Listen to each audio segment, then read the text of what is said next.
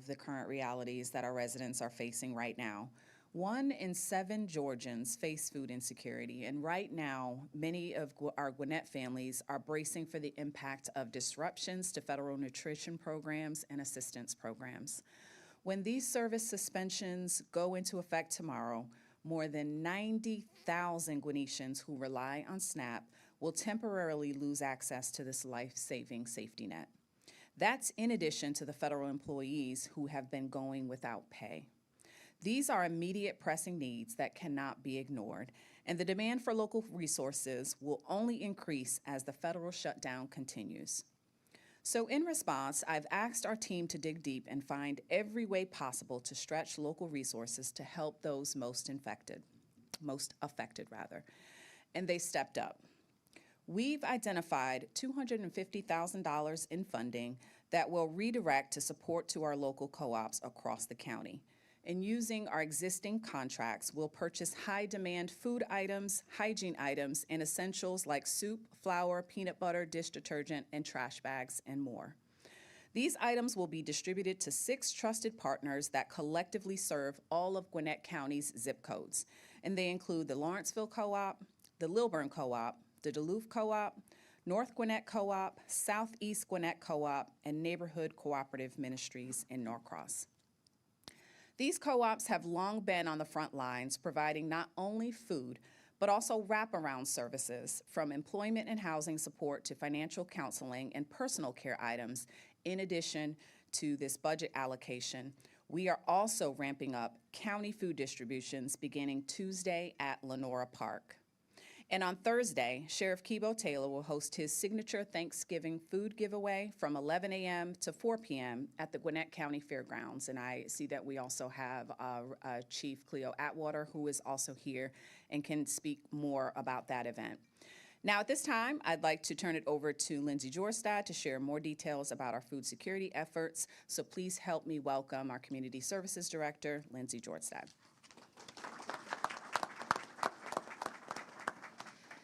Thank you, Chairwoman Hendrickson, and good afternoon, everyone. First, I want to thank our county leadership, our employees, our community partners, and our many volunteers who work every single day to make sure Gwinnett residents have access to food and essential services. I'm here to share more details about the way we're leveraging our resources to support our community. In accordance with guidance from our law department, we'll establish a $0 distribution agreement with the 6 identified cooperative ministries Chairwoman Hendrickson mentioned. Once our contracted vendors deliver items to a central county site, employee and volunteer teams will divide the orders equally and transport the goods directly to the 6 partner locations in Beaufort, Duluth, Grayson, Lawrenceville, Lilburn, and Norcross. This coordinated approach ensures that our community partners can continue serving families through the holidays and beyond, while also absorbing new families and individuals who need help. This new effort builds on 5 years' worth of food-related initiatives the county has engaged in with community partners. One partnership I'd like to bring attention to is with the Atlanta Community Food Bank through our mobile food distribution program, which brings food directly to residents where they live, work, and gather. Our program is built around 3 goals: to bring food to people where they are, to meet them with dignity, and to connect them with services they need to thrive. This year alone, we've hosted 42 mobile food distributions, providing more than 64,000 residents with over 334,000 meals. Since 2020, together we have held 323 food distributions across Gwinnett, served more than 430,000 residents in over 103,000 households, and we've distributed 2.8 million pounds of food. That's nearly 2.3 million meals. But these efforts go far beyond food. Our food distributions have become gateways to wraparound services that help families stabilize and rebuild. Fire and emergency services teams are on site, offering free home safety education and smoke detector installations. One of these smoke detectors later saved an entire family.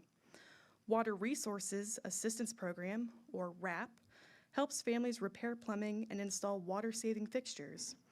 And our One Stop for Help community navigators connect residents on the spot to housing, healthcare, and employment resources. What began as food distribution has grown into connection distribution, a nationally recognized model of community service and a reflection of what leadership in action truly looks like. We invite our community to join us because every donation, every hour volunteered, and every act of kindness makes a difference. Our upcoming free mobile food distributions will take place November 4th at Lenora Park in Snellville, November 18th at Bryson Park in Lilburn, December 9th at Rock Springs Park in Lawrenceville, and December 16th at Shorty Howe Park in Duluth, all beginning at 3 p.m. and running while supplies last.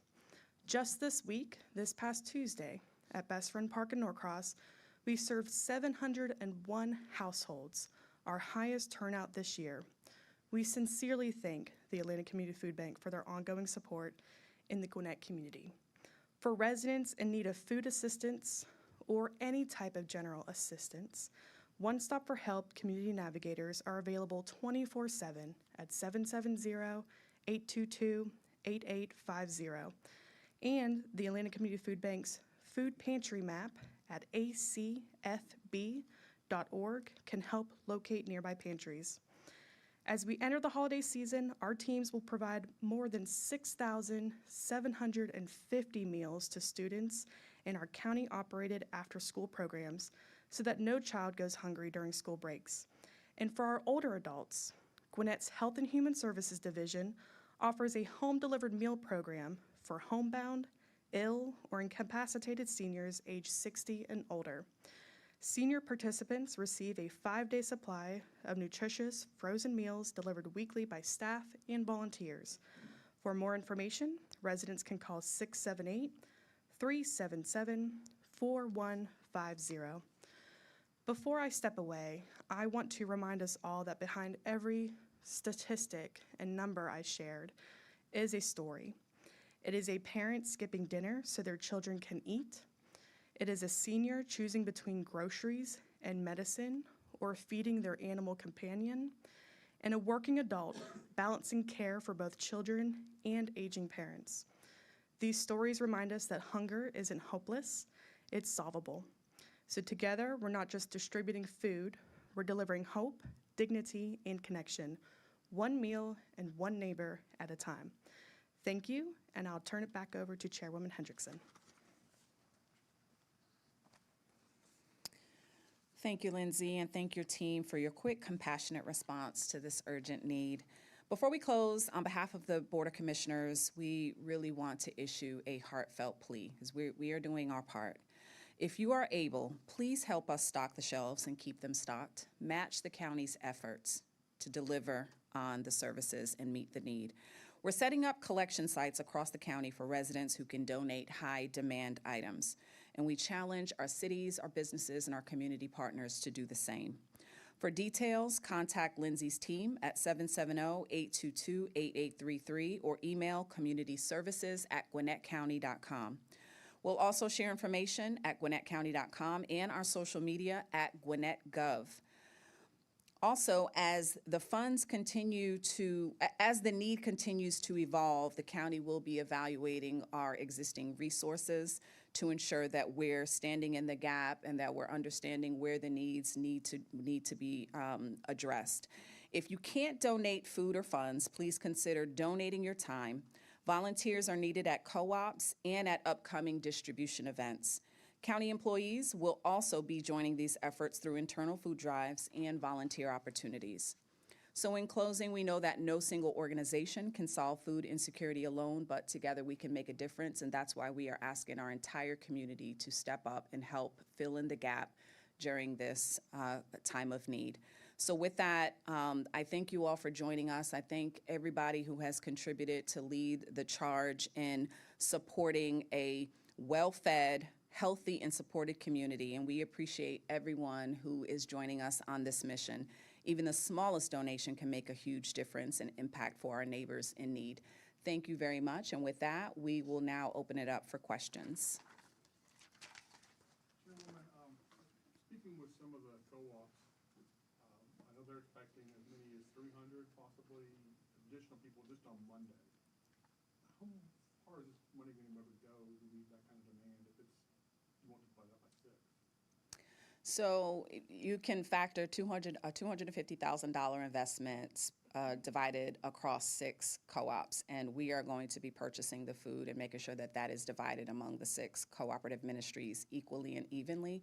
So as long as the resources go, they also have, many of the local communities have been donating to a lot of those cooperative ministries. So really, this is just to supplement what the donations they already have.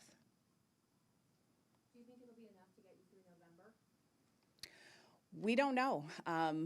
This is an ever-evolving challenge that we're seeing, and we hope that the state, what I will say is that we hope that the federal government can come to the table and negotiate and open these services back up. But in the meantime, we're filling in the gap where we can. I don't know how far the funds or the food will stretch, which is why we're asking the community to pour in and provide support where necessary. We're asking our cities to step up. We're asking other community partners to step up. We're asking our residents to step up.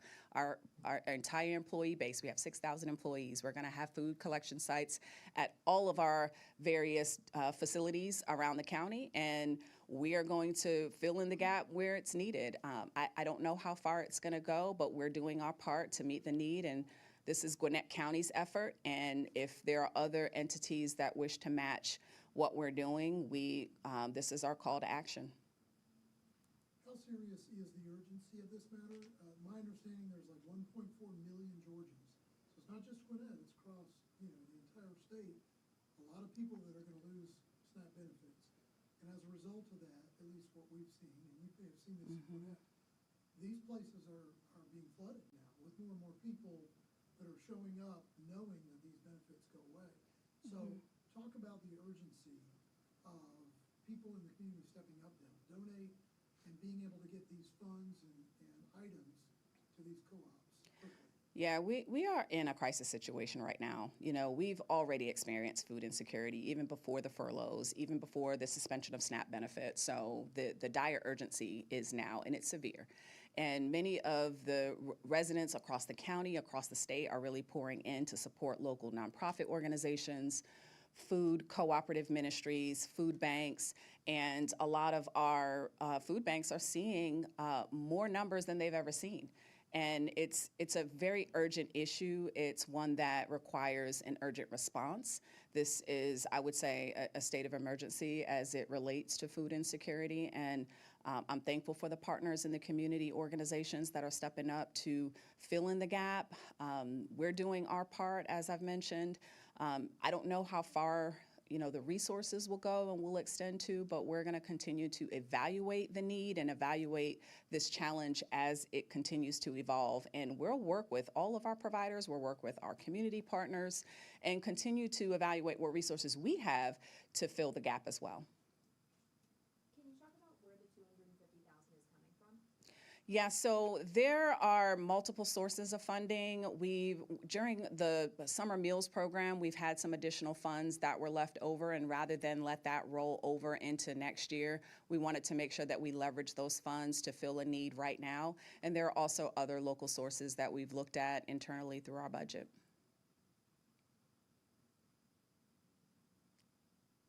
There are some folks in the AAPI community, especially the immigrants, are afraid to come to the food bank because of the ICE rate. Can you comment about that? Well, what I can say is that as a diverse county and as we continue to show our support for our various immigrant communities, we have provided support to many of the nonprofit organizations and some of those culturally responsive organizations that are providing resources to immigrant communities. But I will say that Gwinnett County is here to help. We are here to provide support to those in need, and I recognize that there may be a fear for those who may or may not be experiencing any immigration issues, but that is really not our role right now. Our role is to make sure that we can get the food and resources to the community food banks and allow those entities to handle best how to deal with that population and how to deal with our residents who are in need. First round of SNAP would go out on November 5th. Do you think it's fair to say that it'll be in place before then, so there'll be no days missing? Can you repeat that question again, so I So understand? SNAP first round would go out on November 5th. Do you think there'll be any days missing, or will the funding be in place by the 5th so that there's no gap for people who wouldn't be receiving those SNAP benefits on the 5th? You know, that is a great question for the state partners to answer. I really can't speak specifically to when the SNAP benefits will be reinstituted. All I know is that we're going to launch what we can with the resources that we have and deploy all of these resources to the 6 cooperative ministries that we are working with and that we've identified that can cover all of the zip codes within the county. And all residents, no matter what zip code they're in, can go to any one of those 6 cooperative ministries and receive food, regardless if they have the SNAP benefits or not, because this is really addressing just the broader effort of those who are facing food insecurity. Because again, we have a population of federal workers who are furloughed as well. And the goal is to do our part to fill in the gap, to ensure that the shelves are stocked when the demand arises and when the food co-ops receive a high volume of residents that are going to these sites, that they can deliver and provide those resources as needed.